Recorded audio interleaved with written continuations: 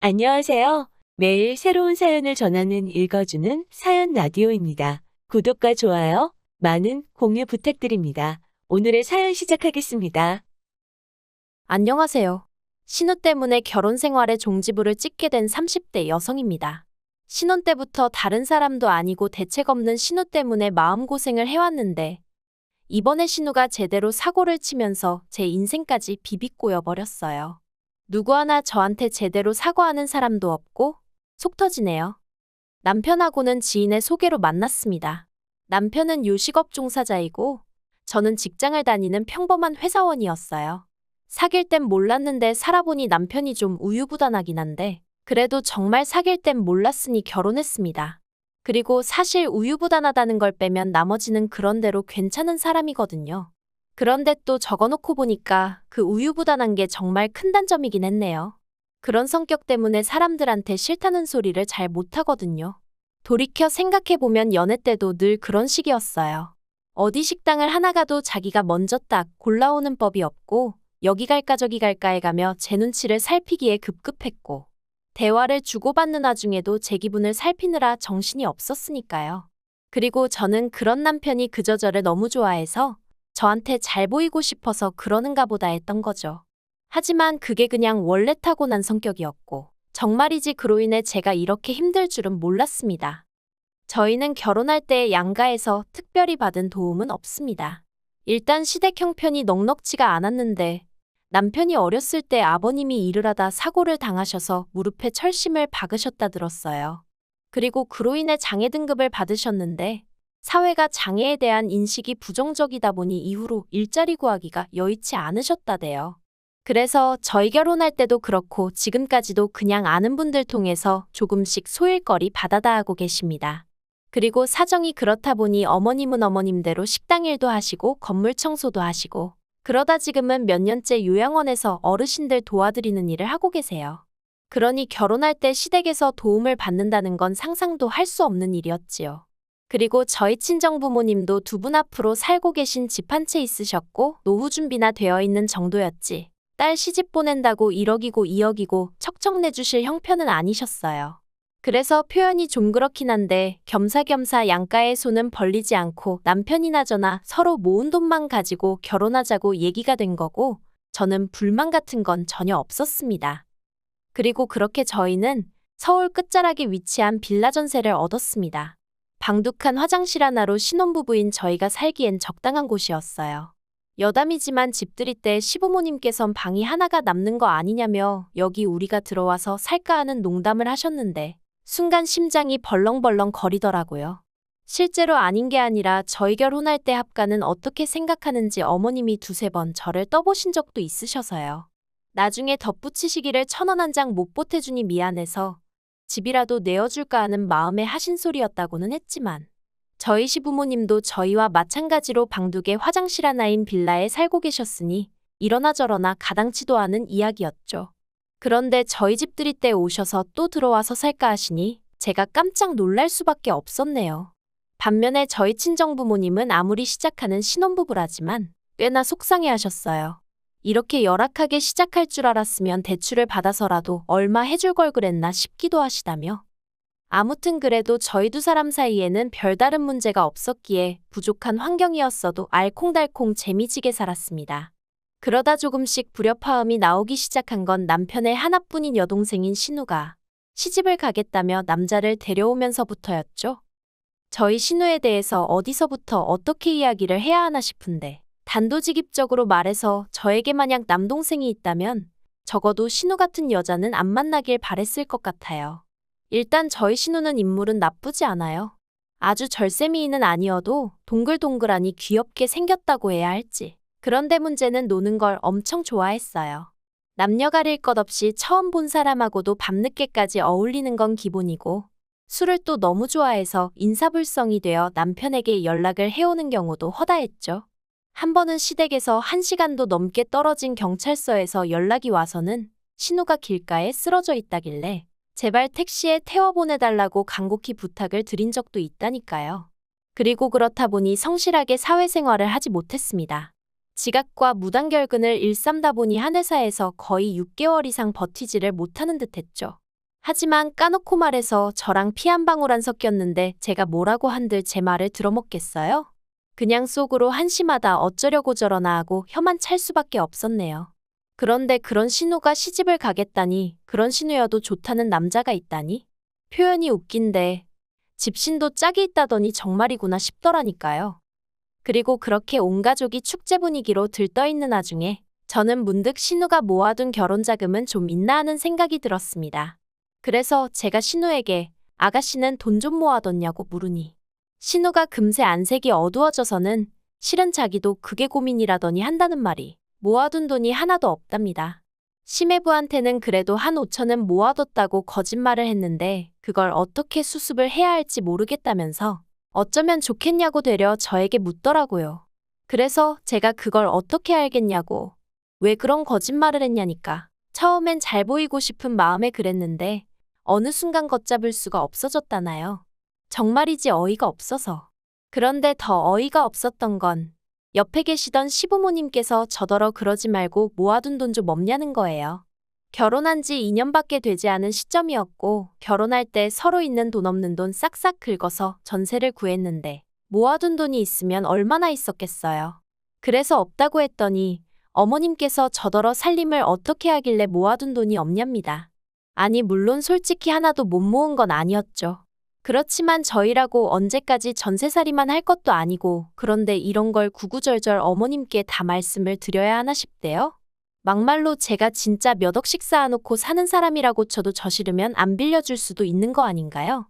하지만 이런 걸로 왜 어머님한테 제가 시달려야 하나 싶고 그 와중에 왜 신우는 난데없이 울고 있는 건지. 아무튼 여러 가지로 황당해서 남편을 쳐다보며 당신도 뭐라고 말 좀 해봐 하니까 남편이 그러지 말고 한 2천만 원이라도 어떻게 좀 빌려줄 수 없을까 하는데 기가 막혀서 말도 안 나오대요. 그래서 2천만 원이 어딨냐고 됐다고 그러고는 신우한테는 미안하지만 돈도 없거니와 가족 간에 돈 거래하는 거 좋은 생각은 아닌 것 같다고. 그리고 이참에 남자친구한테 솔직히 털어놓고 결혼하라고. 세상에 영원한 비밀이 어딨겠냐 했어요.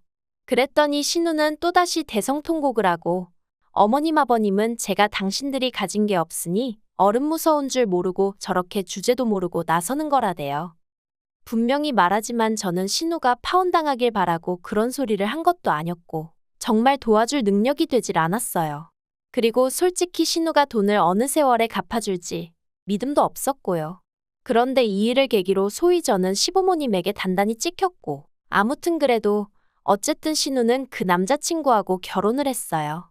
그리고 시부모님 말씀으로는 해가는 게 없어서 아주 밉보였다며 그게 다 제 탓이라는 듯이 말씀을 하셨는데 솔직히 전 억울했죠.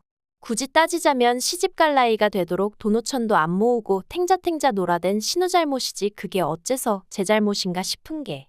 하지만 팔은 안으로 굽는다고 제가 아무리 논리적으로 따진들 어머님 아버님이 그래니 말이 옳구나 하실 것도 아니고 그래서 저도 그냥 뒤에서 저를 뭐라고 욕하시던지 그러려니 하고 넘겼습니다.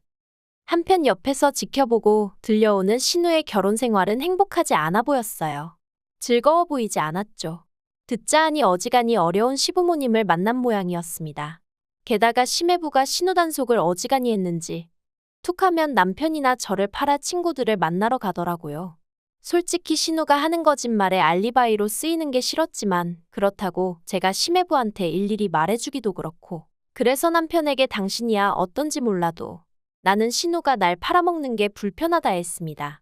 나중에 혹시나 무슨 일이라도 생기면 심해부 입장에선 나랑 신우가 한통속이라고 오해할 수도 있지 않냐고. 그런데 나는 뭐가 됐던 간에 남의 가정사에 조금도 얽히고 싶지 않으니 당신이 신우에게 자리하기에서 나는 팔지 말라고 얘기 좀 해달라고 부탁을 했죠. 그러자 남편이 기껏 한다는 소리가 제 친동생이어도 그랬겠냐대요. 제 친동생이어도 그렇게 매정하게 말했겠냐고요.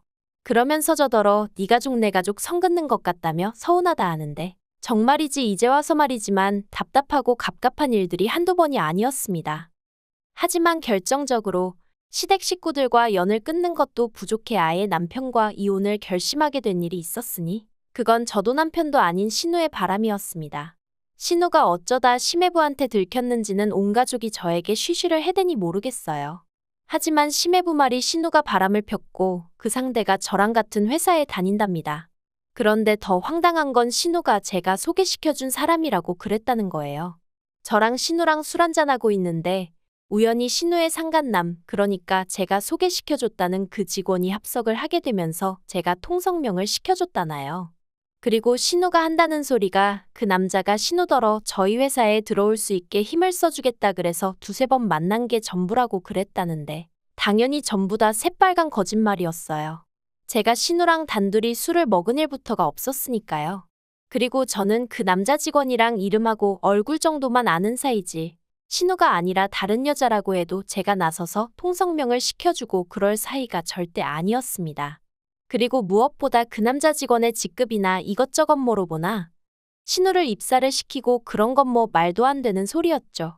그런데 심해부는 그래도 신우가 지 와이프라고 그런 건지 어떻게든 신우를 믿고 싶기라도 했던 건지 신우 말만 듣고 와서는 저에게 따져대기 시작했습니다. 저더러 어떻게 그럴 수가 있냐면서요. 게다가 시부모님도 금세 이 일을 알게 되셨습니다. 심해부가 결국 신우를 쫓아냈고 갈 곳도 돈도 없었던 신우가 시댁으로 들어갈 수밖에 없었으니까요.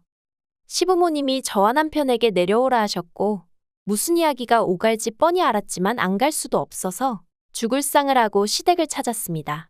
그리고 그렇게 저희가 시댁에 도착했을 때 아버님은 이미 술에 말 그대로 진탕 취해 계셨는데 신발장에서 신발 벗는 저를 발견하시고는 냅다 리모컨을 집어던지셨어요.